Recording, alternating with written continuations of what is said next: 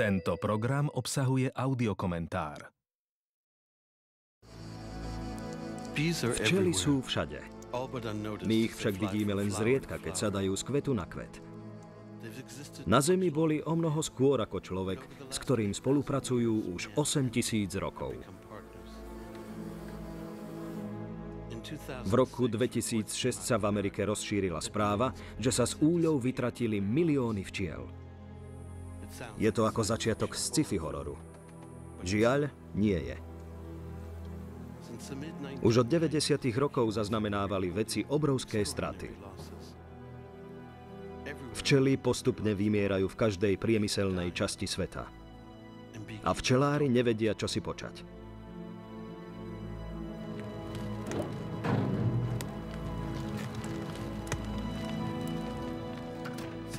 Vedci z rôznych oblastí sa rozhodli tomuto globálnemu problému aktívne čeliť. Čo sa za 4 roky dozvedeli? Prinesie veda vysvetlenie? Nájde liek či iné riešenie? Nie je už na záchranu tohto malého tvora pred vyhynutím neskoro? Malo by nás to trápiť?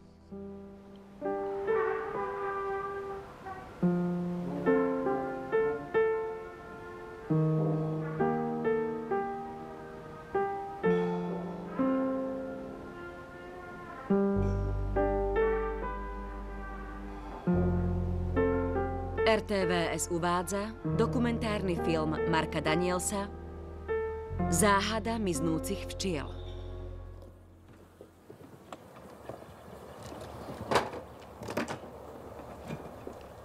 Včelári po celom svete vykonávajú každý rok rovnaký obrad. Jedno pekné jarné ráno vždy otvoria úle a skontrolujú, či včely prežili tuhú zimu. Pred 4 rokmi sa však z rituálu stala nočná mora. V Európe, ako aj v Severnej a Južnej Amerike, stratili včelári 30 až 80% svojich včelstiev. A nik nevie prečo. Nie sú pre mňa len zdrojom príjmov. Na svoje včely som veľmi naviazaný. Je mi to ľúto. Mám pocit, že som zlyhal.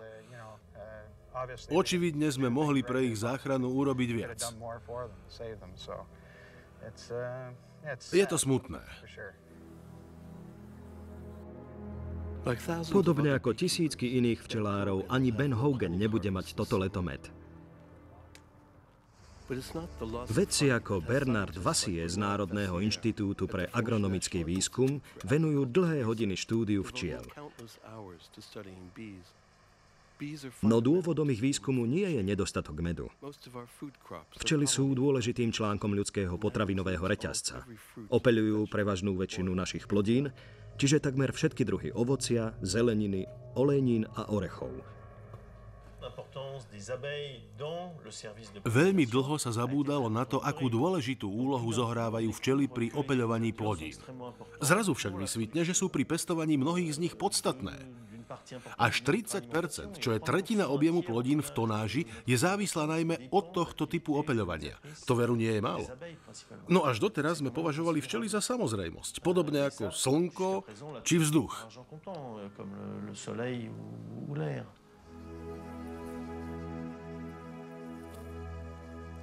Včela, ktorá hľadá v kvete nektár, zároveň nevedomky prenáša peľ na piestiky, samičie pohlavné orgány rastliny. Krása kvetov nevznikla len pre naše potešenie. Slúži na to, aby prilákala opeľujúci hmyz k zdroju potravy.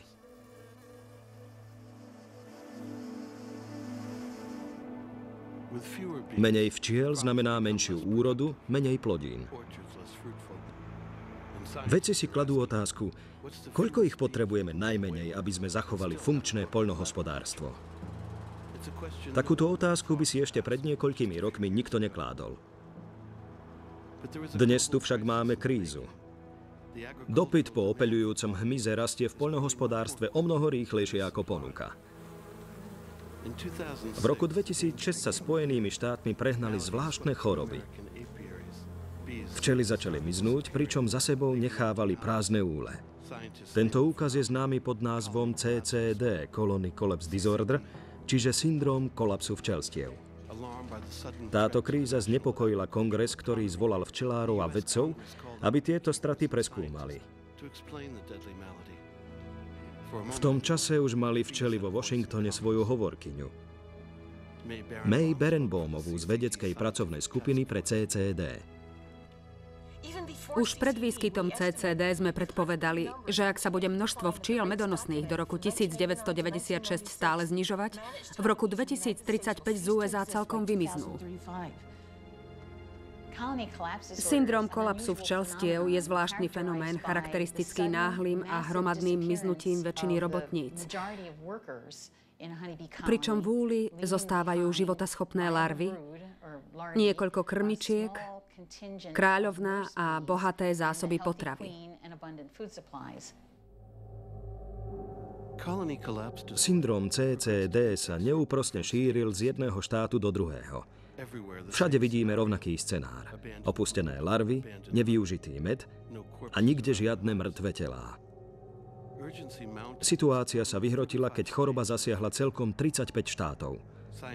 Vedci mali podozrenie, že ide o nový patogén alebo o nový zmutovaný druh vírusu. Jeden z prvých objavených vírusov bol tzv. Izraelský vírus akútnej paralýzy, ktorý v Amerike predtým nepoznali. Dostal sa do pozornosti, keďže štúdiá preukázali jeho spojitosť so syndrómom CCD.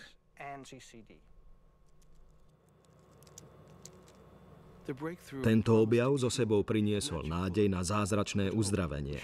Nie však na dlho. Predpoklady o tom, že vírus akútnej paralýzy IAPV je príčinou problému, neskôr vyvrátili. Iní vedci totiž objavili vzorky, ktoré dokazovali, že vírus IAPV sa v USA vyskytoval už od roku 2002, čiže ešte pred syndrómom CCD. Vedci sa dostali do slepej uličky. Museli si položiť otázku, je možné, že tento úkaz nemá na svedomí jeden, ale hneď viacero faktorov? Alebo existuje jedna hlavná príčina, ktorá včely oslabila a umožnila tak patogénom, aby sa postarali o zvyšok? Odpoveď zatiaľ nepoznáme. Hovorilo sa o pesticídoch, vírusových ochoreniach, mobilných telefónoch, či dokonca o UFO. Objavili sa rôzne hypotézy. Niektoré boli seriózne, iné naopak absurdné. Jedna vec je však istá. Príčinu nepoznáme. Keď sa prípady kolapsu včelstiev začali objavovať po celom svete, záhada sa ešte prehlbila. Hromadné úhyny zaznamenali v Južnej Amerike, na Tajvane, v Číne aj v Indii. Z Chorvátska zmizlo za 48 hodín až 5 miliónov včiel. A takéto nevysvetliteľné straty sa objavujú aj v ďalších častiach Európy. Je to len jediná choroba bez známej príčiny? Ťažko povedať.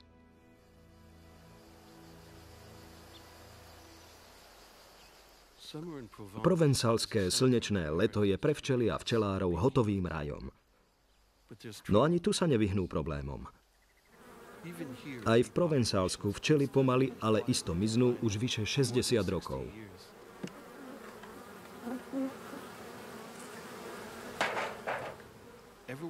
Problém miznúcich včiel ide ruka v ruke s rozvojom priemyselného poľnohospodárstva.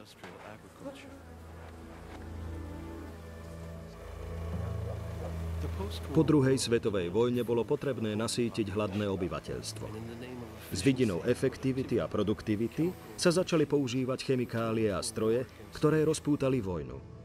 Tento raz proti prírode. Vládna politika pretvorila krajinu podľa poľnohospodárskych potrieb. Medze zaorali a polia zväčšili a zarovnali. Farmárov nahradili inžinieri. Včelári museli čeliť novému problému, keďže na týchto poliach neostala žiadna včela. Všetko sa to začalo metacystoxom, asi tak v 50. či 60. rokoch. Bol to nesmierne agresívny pesticíd.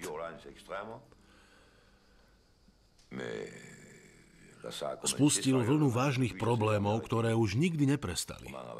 Predtým sa nič podobné nedialo. Mnohí včelári, či to boli malí alebo strední podnikatelia, museli skončiť. Predtým existovalo na dedinách množstvo malých fariem. Každý mal niekoľko úľov, zabezpečil si zásoby medu na rok a to im stačilo. No teraz je všetko inak.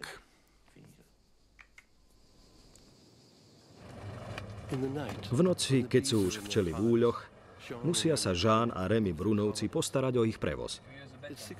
Znamená to 16 hodín tvrdej práce. S 2 miliónmi včiel poputujú až 200 kilometrov z jazier v parku Camargue na levanduľové polia v Haute-Provence. Aj keď je tento sezónny presun pre včely stresujúci, Brunovci ho musia vykonať až 2-krát do roka, aby včely ochránili pred insekticídmi a aby im zabezpečili nové kvety. Jean s Remym však museli čeliť ďalšej hrozbe. V roku 1980 sa vo Francúzsku objavila nová epidémia.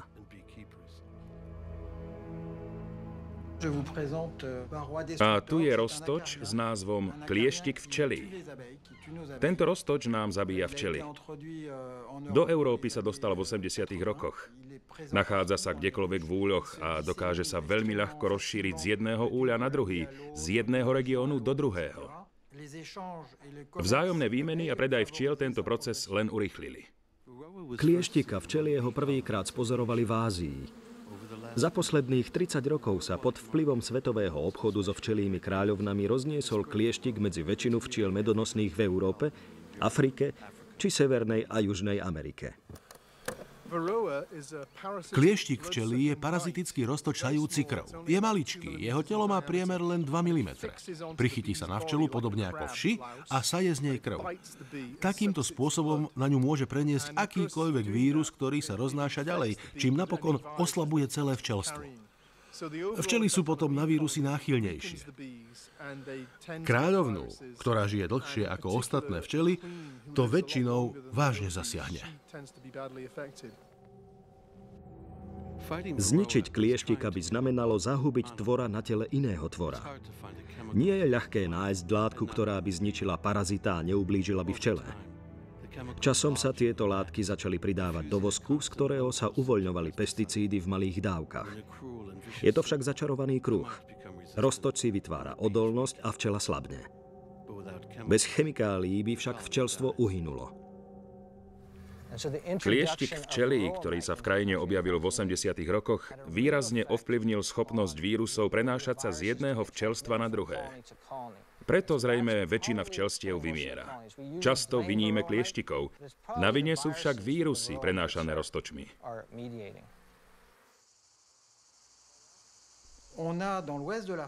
Na západe Francúzska máme včely, ktoré sú proti klieštikom odolné, dokonca bez prevencie. Vieme teda, že si proti roztočom dokážu vybudovať veľmi silnú obranyschopnosť. Tieto včely majú totiž schopnosť vyhľadať bunky s larvami, ktoré tieto roztoče, čiže tieto klieštiky, napadli. Ak sú včely odolné, dokážu takéto bunky nájsť a celý obsah spolu s larvou jednoducho odstránia. Včely majú vďaka imunite klieštiky pod kontrolou. Napadnuté larvy zabijú a vyradia ich zo včelstva. Je to jasná ukážka toho, že spolupracujú ako spoločenstvo. Ako sa však tieto odolné jedince líšia od miliónov ostatných, ktoré roztočom podľahnú? Doktor Lecomte posiela vzorky Jeanovi Robinsovi, ktorý v roku 2006 vysekvenoval včelí genóm. Môj kolega Yves Lecomte z Francúzska identifikoval reťazec, ktorý bol proti klieštikovi odolnejší ako ostatné. Vzorky týchto reťazcov mi poslal do laboratória, kde sme skúmali génovú aktivitu pomocou techniky mikrovlnného žiarenia, aby sme našli vysvetlenie. S potešením sme zistili, že hlavné rozdiely medzi odolnými a slabými bunkami spočívajú v aktivite génov, ktoré sú zodpovedné za správanie včiel vo včelstvách.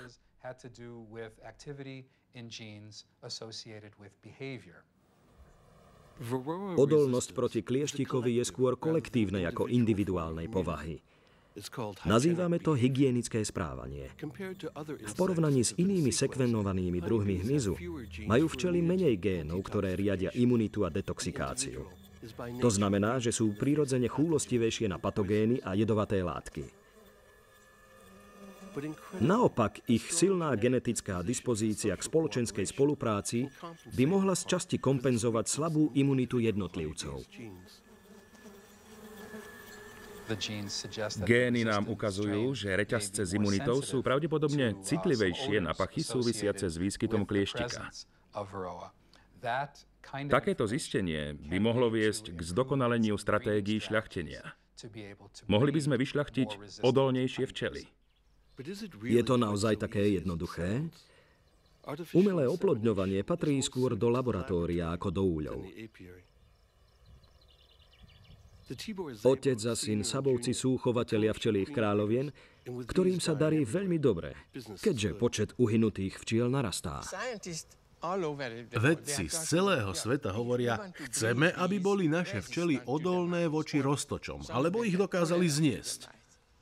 Ako to však docieliť?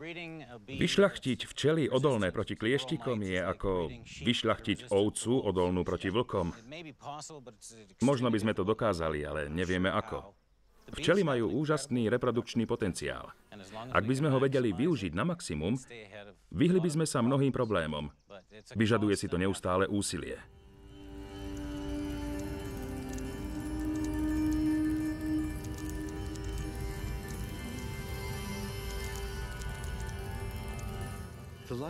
Život včelstva závisí od kráľovnej.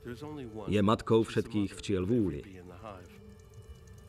Robotnice ju čistia a krmia vodne v noci. Vďaka nim nakladie až 2000 vajíčok za deň. Vysiela chemický signál, feromón, ktorý dokáže robotnice upokojiť a zosúladiť. Ak by nemala dosť feromónu alebo vajíčok, robotnice vychovajú novú kráľovnú, pretože včelstvo bez kráľovnej je stratené. Umenie chovateľa spočíva v tom, že vyvolá v robotniciach potrebu novej kráľovnej. V každej klietke máme len jednu. Musíme ich oddeľovať, inak by na seba mohli zaútočiť. Jedna kráľovná má cenu asi 20 či 30 dolárov podľa kúpeného množstva. Ak si zákazník kúpi 100 včiel, každá bude stáť 20 dolárov. Takáto klietka by stála 2080 dolárov, vystačila by na 104 úľov.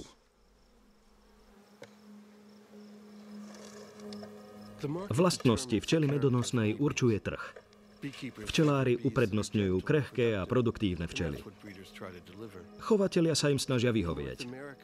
V Severnej Amerike existuje len 100 chovateľov. Tí však zabezpečujú predaj a kúpu 100 000 kráľovien. Výsledkom sú čoraz jednotvárnejšie včelstvá. Americký kontinent navyše ani nie je prirodzeným prostredím včely medonosnej. Priniesli ju sem až v 17. storočí. Preto má obmedzené genetické dedičstvo.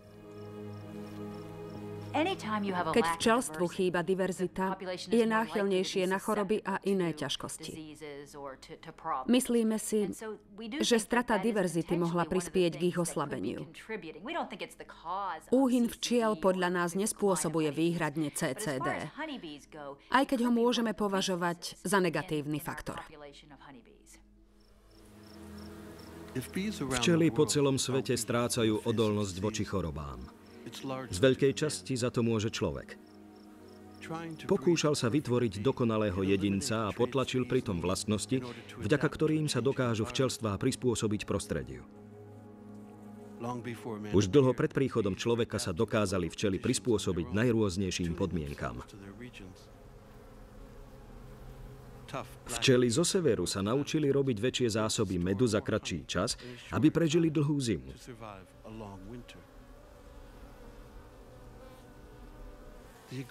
Čierna včela, ktorá je agresívnejšia, sa za niekoľko generácií prispôsobila drsným podmienkam v Škótsku. Včelár Willie Robson prispôsobil svoju prácu ich potrebám. Otec vyučoval v 50. rokoch včelárstvo. Pamätám si, že keď včely neprežili zimu, hovorieval, to je výhodná strata. Odvtedy sme sa riadili jednoduchým princípom. Ak neprežijú zimu, nemá zmysel ich ďalej chovať. Naším cieľom, ktorý sa nám neskôr podarilo aj dosiahnuť, bolo získať včely s prirodzenou imunitou voči všetkým chorobám.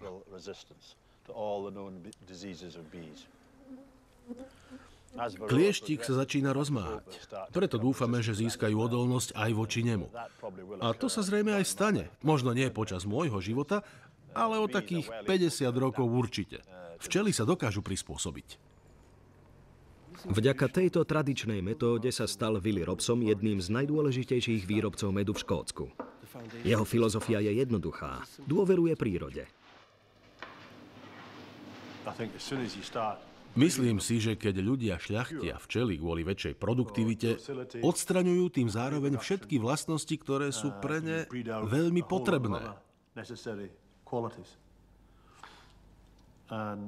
A to spôsobuje problémy. Keď včelám odoberieme imunitu voči chorobám, späť ju už nikdy nezískame.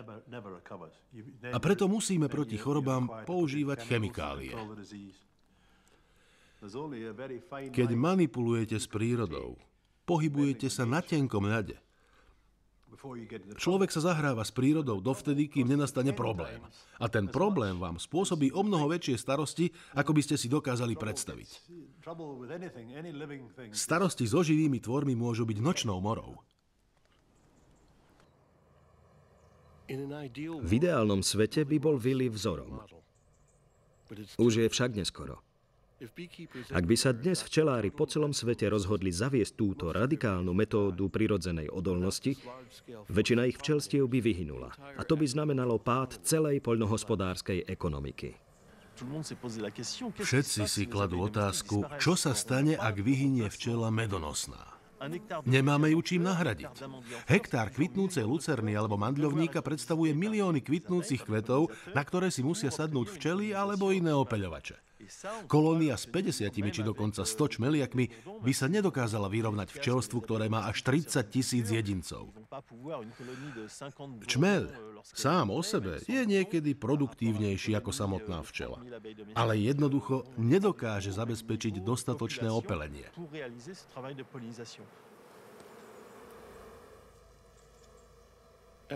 Poľnohospodárstvo sa niekoľko storočí vyvíjalo vďaka rôznym druhom opeľovačov. Včela medonosná je len jeden z druhov včiel, ktoré opeľujú rastliny. Na Zemi existuje 19 000 druhov divých včiel. Tie však takisto postupne vymierajú. Táto je maličká. V záhrade mám vyše 30 druhov. Ani som ich nemusel veľmi dlho hľadať. Toto je včela Halictus. Úbytok divých včiel zaznamenávajú už od roku 1992. Nikto však nepozná ich pôvodný počet. Rôzne druhy čmeliakov, ktoré boli pomerne bežné, sa jednoducho vyparili. Na niektorých odľahlých miestach ich ešte nájdeme, napríklad v Kolorédskych horách alebo v severozápadnej časti Britskej Kolumbie. Avšak na miestach, kde tvorili až 30% včelej fauny, ich už neuvidíme. Lawrence Pecker je vedúcim najväčšieho laboratória pre divé včely. Divé včely opeľujú väčšinu voľne rastúcich kvetov. Predstavte si, aké by to malo následky, keby sa tieto kvety prestali rozmnožovať. Nebol by dostatok plodov pre vtáky, neboli by žiadne orechy a bobule. Medvede ani veveričky by nemali čo jesť. Ak by zmizli včely, pozemský ekosystém by už nevyzeral tak, ako ho poznáme dnes. Divé včely sú veľmi špecifický druh opeľovačov. Niektoré sa dajú len na jeden druh kvetu. Ak teda zmizne včela, zmizne aj kvet. Vidíte ju tam hore? Vyzerá ako osa, ale je to včela. Včeľad je čalúdnicovitých. A toto je čmeľ zemný, Bombus terrestris. Tu je ďalší.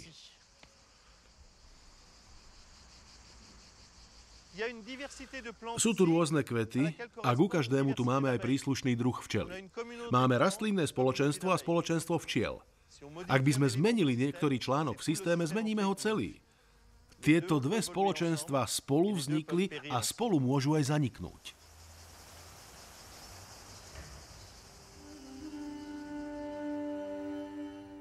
Divé včely klieštik nenapadá. Neohrozuje ich ani rovnaký druh vírusov ako včely medonosné. Niečo však zabíja oba druhy včelstiev. Miznutie včiel zďaleka neohrozuje len zdroj ľudskej obživy.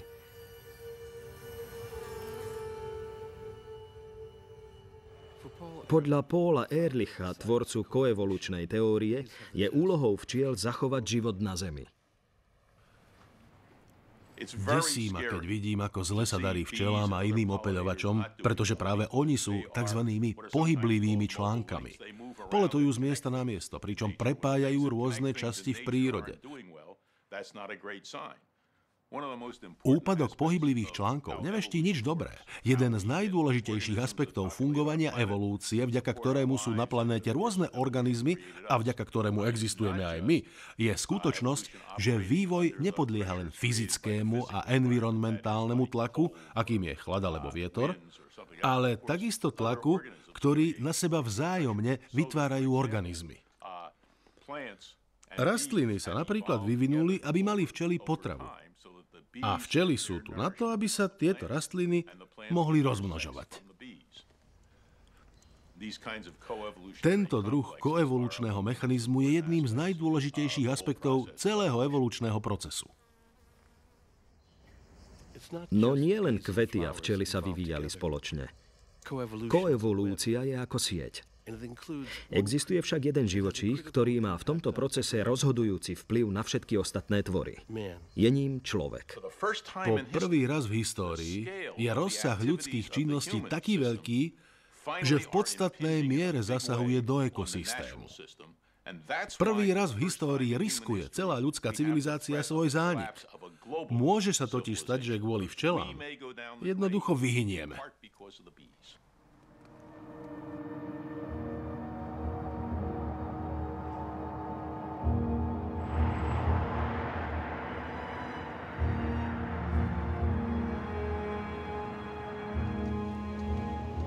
Na Zemi existuje miesto, kde ľudia starostlivo zhromaždili všetky zložky potrebné na takúto katastrofu. Tu funguje všetko proti prírode. Monokultúra tu nahradila biodiverzitu. Ekológia je tu celkom závislá od rozmarov človeka.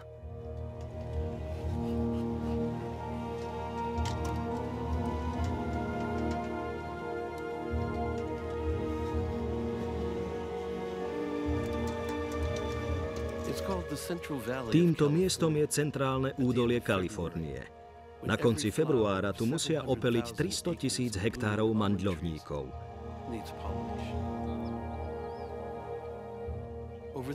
Opeľuje ich 36 miliárd včiel, ktoré tu uskutočňujú najväčšie sťahovanie zvierat na svete. Bez včiel, len za pomoci vetra, by opeľovanie umožnilo vyprodukovať 10 kg mandlí na 1 hektár. Vďaka včelám sa ich urodí až 70 krát viac. Až 80% z celkového počtu mandľovníkov sveta sa pestuje práve tu. Mandľovníky v Kalifornii sú ukážkovým príkladom. V súčasnosti sa kvôli opeľovaniu mandľovníkov prenáša do Kalifornie až polovica všetkých včelstiev krajiny. Odhadujeme, že do roku 2012 sem prenesú až 86% aktuálneho počtu včelstiev. Ak sa bude počet včiel naďalej znižovať ako doteraz, zrejme budeme musieť na opeľovanie kalifornských mandľovníkov využiť všetky včelstvá v krajine. Mandle sú pre kalifornské hospodárstvo výnosnejšie ako hrozno a víno, takže včely tam naozaj potrebujú. Ako získajú pestovatelia mandlí potrebné množstvo včiel? Spoja sa s malou kanceláriou v meste Bakersfield, kde sa Joe Traynor už 40 rokov snaží spájať včelárov a pestovateľov. Joe Traynor je obchodník s včelami. Keď som v 60. rokoch začal, bolo v Kalifornii dosť včiel na to, aby pokryli celé jej územie, čo bolo v tom čase asi 50 000 hektárov. Vtedy bola suma za kolónu približne $3, no odkedy sa územie zväčšilo na dnešných 325 000 hektárov. Kalifornia už nemá dostatok včiel. Preto ich musíme dovážať a náklady za dovoz zvýšili celkovú cenu na $130 až $200.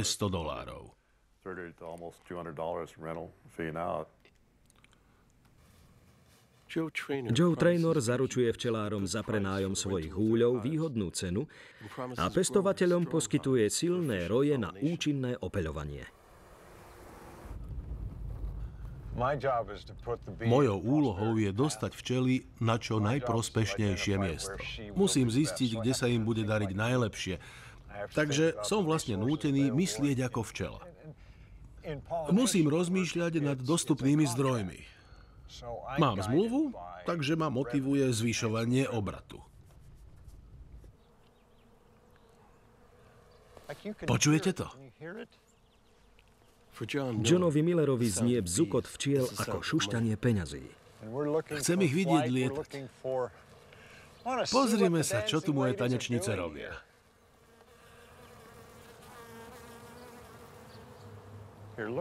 Vidíte, tento kvet práve rozkvitol. Čiastočky peľu sú na rozkvitnutej časti. Tento sa otvoril len včera a už je ozberaný. Vidíte medzi nimi rozdiel? Na tento už sadla včela a vyzbierala z neho všetok peľ.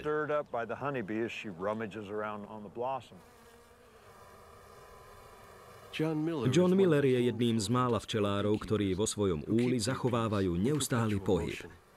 Včely za opeľovaním lietajú tisícky kilometrov. Niektoré roky sme v opeľovaní úspešnejší. Najprv spravíme mandle a potom včely letia do štátu Washington na jablone, takže máme 2 zdroje zárobku. Jablone sú však menej výnosné. Ďalej vyrábame med v Severnej Dakote. Niektoré roky je sucho, inokedy je vlhko, niekedy je teplo, niekedy nie. Také poľnohospodárstvo. Každý rok to musíte jednoducho rozbehnúť a výsledky sa ukážu až neskôr. Musíte prijať riziká. Niekedy sa darí a niekedy je to hrôza. No pre včely je aj dobrý rok hrozný. Kvôli faktorom, akými sú neustály stres pohybu, preorientovanie, náhle zmeny prostredia, lieky či infekcie. Nemajú šancu sa prispôsobiť.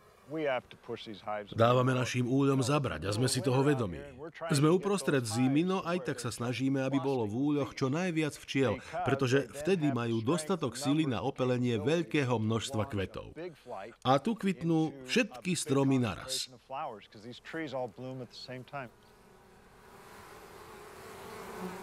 Bingo, máme mladú.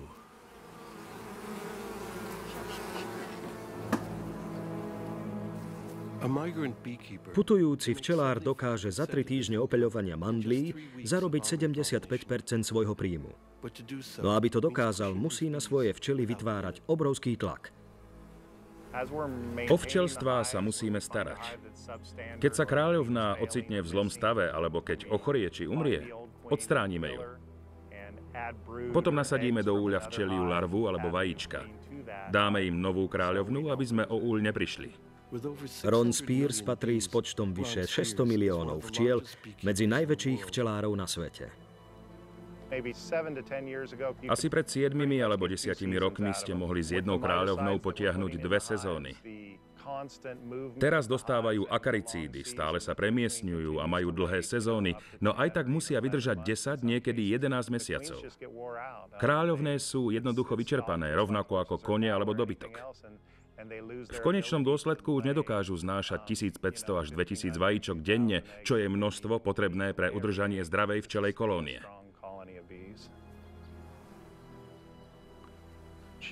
Je na mriežke oproti robotniciam. Bez nich by neprežila.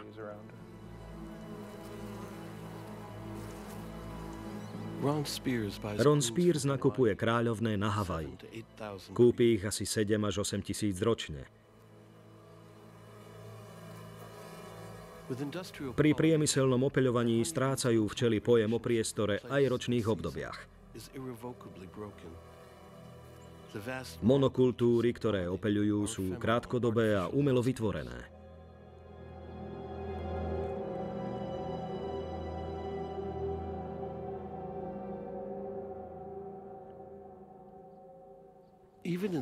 Včely umierajú od hladu aj uprostred hojnosti.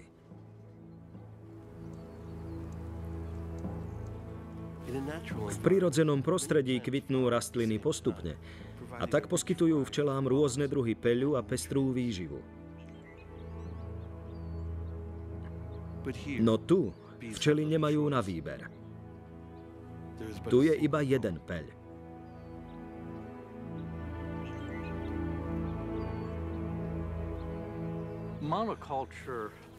V americkom poľnohospodárstve je monokultúrne hospodárenie veľmi rozšírené. To môže byť problém, najmä v prípade nedostatku mikroživín, alebo keď včelám chýba špecifický druh potravy. Keď im chýba peľ, ktorý potrebujú. Vtedy môžu trpieť nedostatkom. Potrebovali by sme nový výživový systém bohatý na proteíny, tuky, vitamíny a minerály. Takýto spôsob stravovania úľov je novinkou. Čoraz viac sa podobá chovu ošípaných alebo kurčiat, pretože aj tu musíme včelám výživu umelo poskytovať. Už ich nemôžeme vypustiť do prírody a očakávať, že sa budú živiť samé. Musíme používať rovnaké metódy ako klasickí chovatelia domácich zvierat.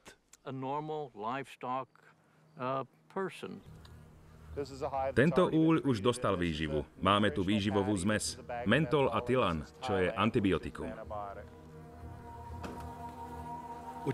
To, čo sa tvári ako výskum včiel, je v skutočnosti výskum systému, kvôli ktorému sa včelstvá upracujú na smrť.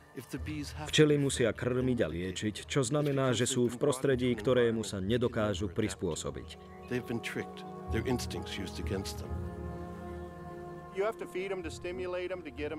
Treba ich krmiť, aby boli silné.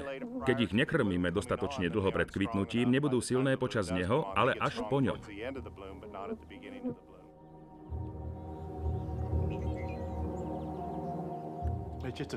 Toto je úplne iný druh včelárstva. Ja ho neodsudzujem, biznis je biznis. No každý krok týmto smerom zaváňa problémom a ja s tým nechcem mať nič spoločné. To už nie je včelárstvo, ale mínové pole. Naozaj smutné.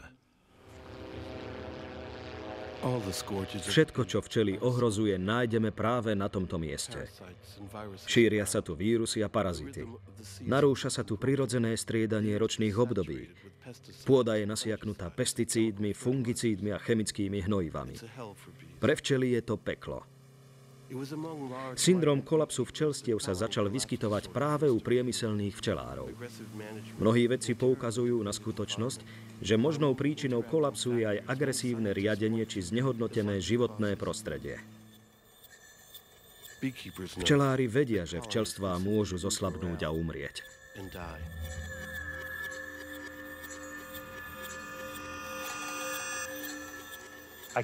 Bez mandlí nevyžijem. Ale toto miesto je podľa mňa toxické. Je úžasné, že dokážu prežiť aj v takých extrémnych podmienkach.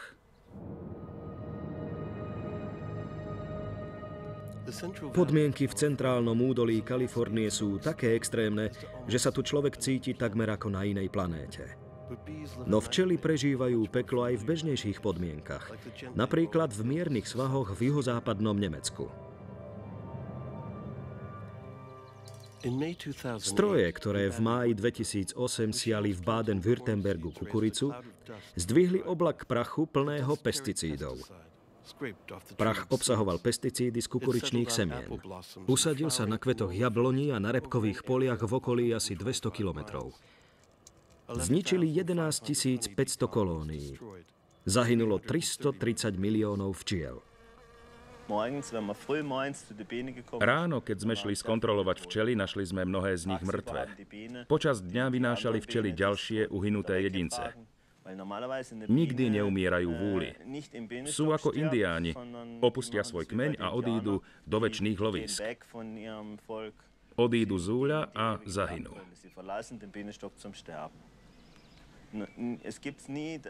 Stane sa, že zomrú aj v úli, to však len vtedy, keď sú choré alebo otrávené. Christoph Koch je jedným zo 700 včelárov, ktorí o svoje včely prišli. Stratil až 70% z celkového počtu. Zrejme išlo o pesticíd Poncho Pro s aktívnou látkou klotianidínom. Nemecká spoločnosť Bayer na ňom ročne zarobí 237 miliónov eur. Poncho Pro sa nastrieka na rastúcu rastlinu. Natiera sa na semená. Ošetrovanie touto látkou odporúčal regionálny minister výživy a vidieka Peter Haug. Tento insekticíd je určený na boj proti hmyzu, takže účinne pôsobí aj na včely. Do kategórie včelám neškodných látok bol zaradený, pretože ním ošetrená kukurica je v zemi a predpokladá sa, že k nej sa včely nedostanú. Dôležité je aj správne používanie tejto látky. Niektoré fakty naznačujú, že ošetrenie nebolo vykonané korektne, teda že látka, vďaka ktorej má insekticíd prilnúť na povrch semena, nebola účinná. Túto stránku veci momentálne skúmame. Zdá sa, že to bola jednoducho nehoda. Analýza však ukázala znepokojivé výsledky. U pitvaných včiel presahoval klotianidín stanovenú smrteľnú dávku. Je možné, že za daných okolností bola látka jedovatejšia, než sme si mysleli. Tento aspekt ešte treba objasniť. Pozostatky klotianidínu sa našli vo vosku aj v peli. Národná agentúra pre bezpečnosť potravín urobila významný krok, keď preventívne stiahla povolenie používať Poncho Pro na ošetrovanie kukurice a repky. Bayer zodpovednosť neprijal, no aj tak zaplatil včelárom odškodné vo výške 2 miliónov eur. O nečakaných výsledkoch toxikológie sa už nehovorilo. Včelári si však myslia, že tento nový druh pesticídov včely zabíja. A nie náhodou. Pre francúzskych včelárov to bol veľký boj, pretože sme boli prvou krajinou, ktorej sa tento problém dotkol. V rokoch 1995 až 7 sa hovorilo o francúzskej chorobe včiel. Preto sme sa snažili zistiť, čo úmrtnosť včiel spôsobuje. Od roku 1994 včelári zaznamenali úbytok včiel po rozkvitnutí slnečníc. Výroba medu klesla o 60%. Niečo sa zmenilo. V tom roku Bayer zaviedol nové pesticídy pre slnečnice. Gaucho. Bol to ich najvýnosnejší pesticíd. Ročne im vyniesol 556 miliónov. Včelári bojovali za jeho zákaz. A tento boj trval celé roky.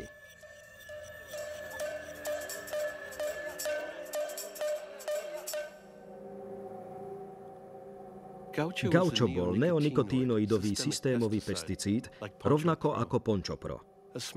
Nanášal sa na semená a šíril sa počas rastu. Bayer tvrdí, že je pre včely neškodný, pretože jeho účinná látka imidakloprid nekontaminuje peľ ani nektár.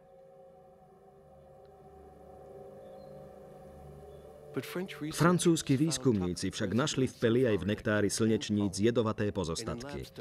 Laboratórne štúdie dokazujú, že aj nízka dávka imidaklopridu v pomere 3 k 1 miliarde včely ovplyvňuje.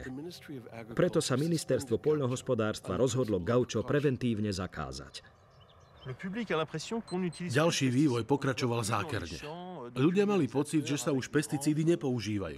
Na poliach už nevideli obrovské rozprašovače ani oblaky, ako to bývalo vo filmoch. Všetci mali pocit, že situácia na našich poliach je skvelá. Treba si však uvedomiť, že pesticídy sú nesmierne toxické.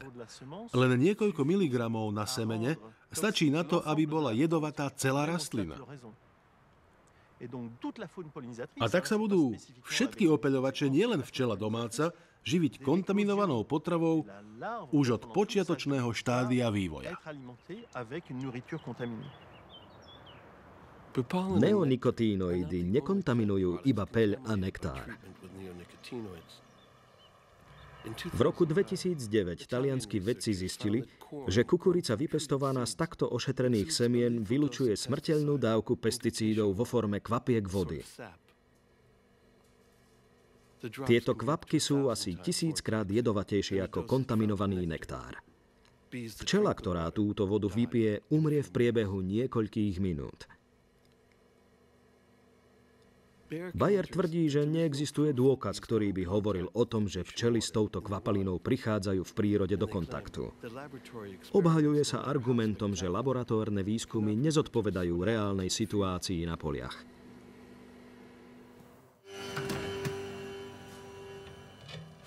Francúzsky toxikológ Luc Belzan bol členom výboru, ktorý vyšetroval prípad Gaucho.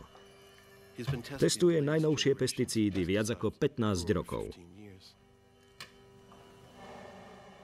Práve on zistil, že neonikotinoidy majú v rôznych dávkach rôzne účinky. Opakované vystavovanie aj malým dávkam môže mať nečakané následky. Pri týchto pesticídoch neexistuje bezpečná dávka.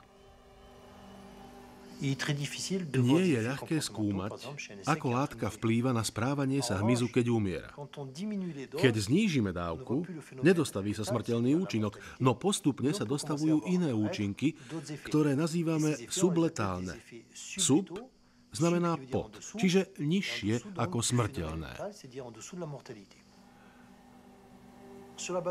Na základe nášho výskumu môžeme povedať, že správanie sa jedovatých látok v organizme sa nedá vždy predpovedať.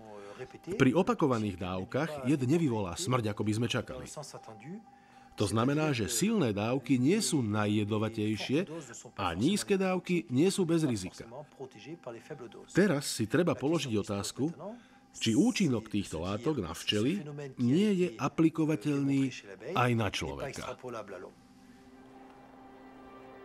Subletálne účinky spôsobuje intoxikácia nervového systému. Strata pamäte či dočasná paralýza sú pre domáce i divé včely katastrofou. Je subletálna otrava pesticídmi dôvodom úbytku včiel?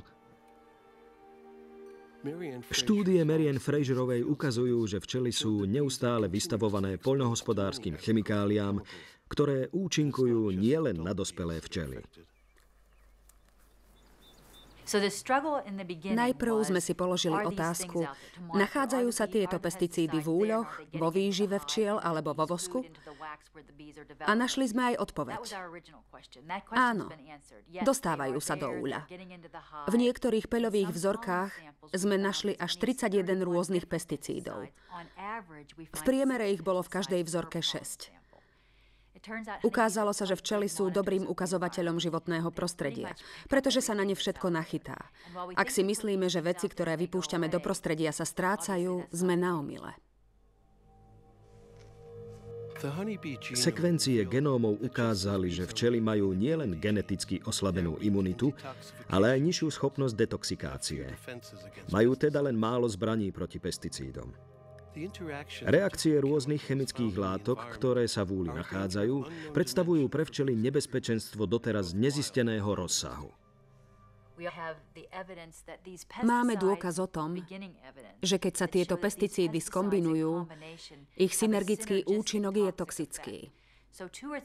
Keď sa v peli, ktorý je pre včely potravou, zlúčia 2 alebo 3 pesticídy, ich účinok sa znásobuje. Tiež sme zistili, že niektoré fungicídy majú v kombinácii s inými pesticídmi omnoho silnejší toxický účinok, ako keď sa vyskytnú samostatne alebo za sebou. Na jeseň v roku 2009 na zraze včelárov Apimondia bola otázka pesticídov ešte stále diskutabilná. Rozšírili sa informácie o novom výskume, ktorý sa týkal nového druhu synergie. Jeho autorom bol Jeff Pettis z Ministerstva poľnohospodárstva v USA. Spoluautorom bol Dennis van Engelsdorp. Podali sme včelám nízku dávku neonikotinoidov a zároveň sme im nasadili hmyzomorku. Aj pri nízkych dávkach pesticídov sme zaznamenali nárast počtu hmyzomoriek ako priamy dôsledok podania neonikotinoidov, pretože takýto výsledok sa neukázal pri včelách, ktorým boli podávané iba proteíny. Tento výsledok sme zaznamenali aj pri veľmi nízkej dávke pesticídov. Tu vzniká problém. Ak by sa totiž pri takej nízkej koncentrácii účinky dostavili aj v reálnej situácii, nedokázali by sme to odmerať. V pokusoch sme vedeli, čomu sú včely vystavené. V reálnej situácii by sme to však nevedeli. Dospeli sme k záveru, že kľúčovými sú pravdepodobne interakcie. Spojili sme pesticíd s patogénom a vzájomné pôsobenie bolo evidentné. Závery doktorov Pettisa a van Engelsdorpa potvrdila publikácia francúzskych výskumníkov Yva Lecomta a Luca Belzansa v decembri 2009. Aj nebadateľné množstvo neonikotínoidových pesticídov oslabuje imunitu včiel.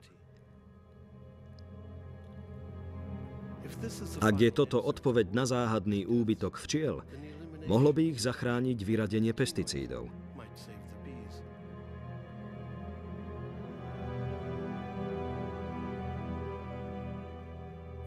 Alebo je už neskoro?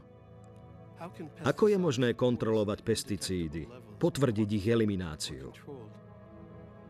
Priemyselné poľnohospodárstvo si vyžaduje miliardy včiel. No včely nedokážu žiť v prostredí, ktoré toto poľnohospodárstvo vytvára. Aké nám teda ostávajú možnosti a kto o nich rozhodne? Dočasným riešením sú jednorazové včely. No veda a priemysel formujú budúcnosť, v ktorej už včely nemajú miesto. Bolo by možné nájsť gény s istými výhodnými vlastnosťami.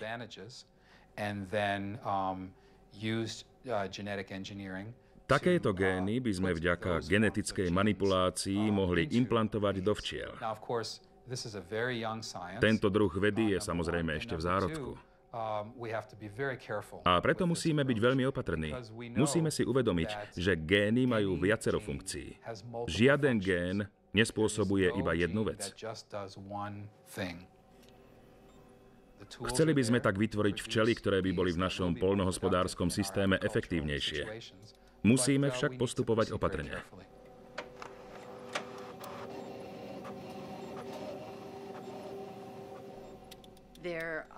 Existujú technologické a mechanické riešenia, vďaka ktorým by sa dalo v budúcnosti opeľovať napríklad robotické včely.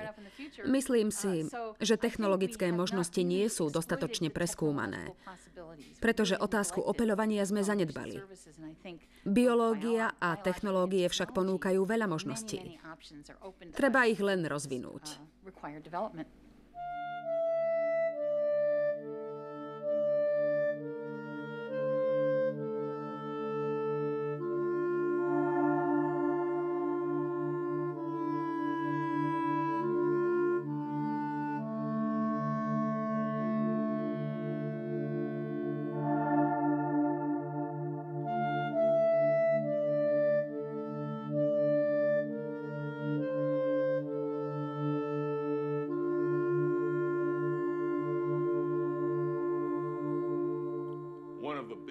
Podobne ako iní vedci, aj ja sa domnievam, že najväčšiu chybu urobilo ľudstvo vtedy, keď sa vydalo zlým smerom v poľnohospodárskych technológiách. Najmä pokiaľ ide o nadmernú intenzifikáciu a šírenie geneticky uniformných rastlín po celom svete. Podcenili sme genetickú rôznorodosť a toľko sme nadužívali hnojivá a pesticídy, že sme celú situáciu len zhoršili. S poľnohospodárstvom sú spojené najväčšie ekologické problémy spôsobené človekom.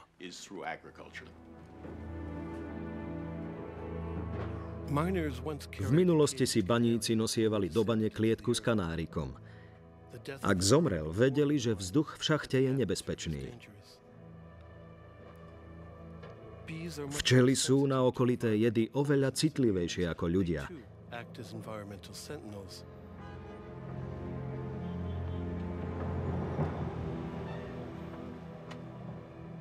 Keď kanárik v bani zomrel, baníci ju opustili.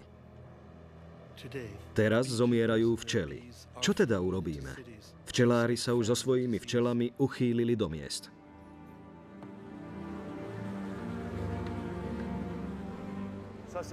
Toto je krásny plást. Má asi 2-3 kilá. Počas prvého zberu ťažko pracovali, no táto sezóna je aj tak na nič. Včelám sa tu v strede mesta darí lepšie. Produkujú viac medu a majú nižšiu úmrtnosť. Musíme to však vnímať ako výstražný signál.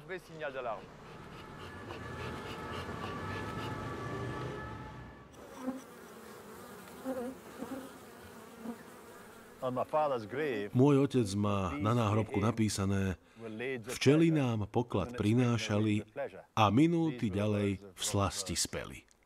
Sú to slová Roberta Burnsa. Včely nám poklad prinášali a minúty ďalej v slasti speli. Hovorí o včelách, ktoré sa využívali v medicíne na terapeutické účely. Starší ľudia a tí, ktorí sa zotavovali, sedeli a pozorovali včely. Boli šťastní, keď videli, ako pracujú. Nikdy ich nepichli, pretože mali úle v záhrade, takže boli na ľudí zvyknuté. Žijem na vidieku. Je tam krásne. Starám sa o včely a som v kontakte s ľuďmi z okolia. Sme si blízki. Sme jedna veľká komunita. Stretávam sa s pastiermi, farmármi, aj vlastníkmi pôdy. A takto si tu žijem. Ja som včelár a oni majú tiež svoje remeslo. Bola by škoda, keby sme o to všetko nakoniec prišli.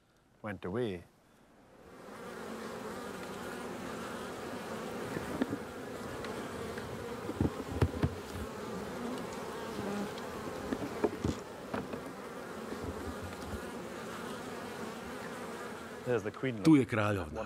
Úžasné. Bojí sa, nerada sa ukazuje. Krásna však.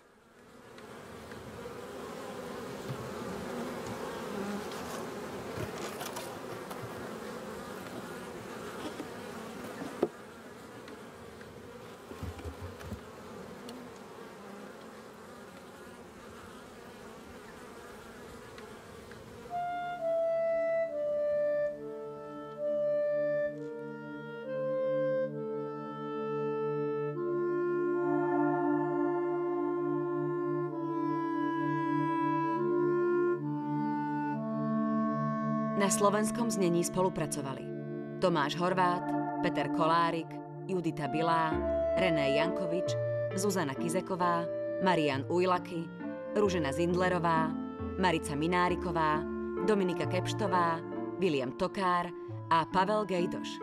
Vyrobila RTVS 2014.